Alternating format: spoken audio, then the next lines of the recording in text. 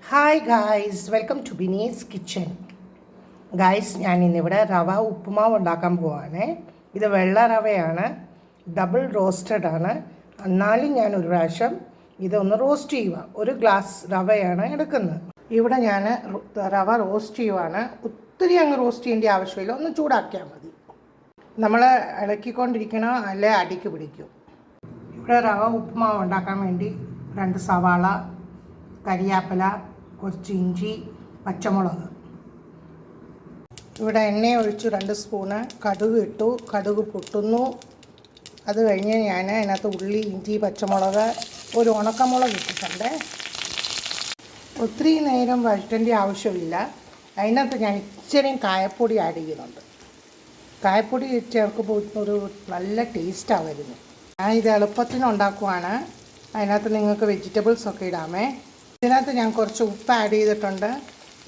1 glass റവയ്ക്ക് 2 glass വെള്ളം ആ കണക്ക്. ഇതിനകത്തോട്ട് തന്നെ ഞാൻ വെള്ളം ഒഴിക്കുവാണേ. 2 ഗ്ലാസ് വെള്ളം. ഇനി ഇത് നല്ലപോലെ തിളച്ച് കഴിഞ്ഞ് നമുക്ക് റവ കുറച്ച് അതിനകത്തോട്ട് ഇടാമേ.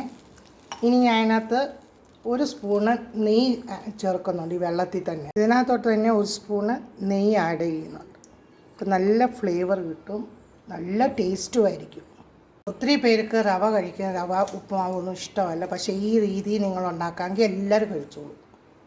ഇനി ഈ വെള്ളം ഒന്ന് തിളയ്ക്കട്ടെ. തിളച്ച് കഴിഞ്ഞ് നമുക്ക് റവ അതിനകത്തോട്ടിടാം. അടച്ചു വച്ച് വേവിക്കുവാണ്. ഇവിടെ വെള്ളം നല്ലപോലെ തിളച്ചിട്ടുണ്ട്. കുറേശ്ശെ അതിനകത്തോട്ടിടാം നമ്മുടെ വറുത്ത് വെച്ച റവ.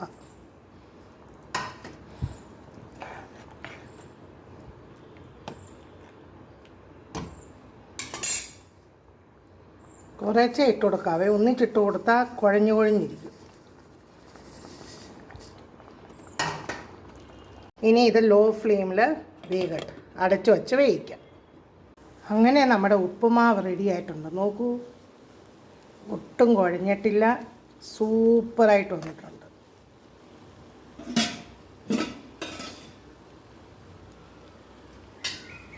കറക്റ്റായിട്ട് വെന്തിട്ടുണ്ട്. നോക്കൂ, നല്ല അടിപൊളി ഉപ്പുമാവ്.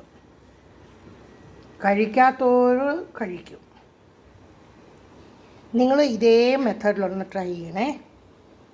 റവയുടെ കൂടെ, റവ ഉപ്പുമാവിൻ്റെ കൂടെ ഏത്തയ്ക്ക പുഴുങ്ങിയത്.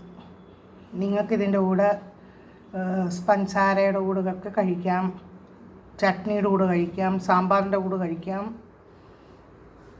മുട്ടക്കറിയുടെ കൂടെ കഴിക്കാം.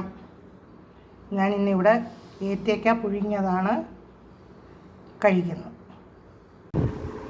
നോക്കൂ, എത്ര സോഫ്റ്റായിട്ടുണ്ട്, കട്ട പിടിച്ചിട്ടില്ല.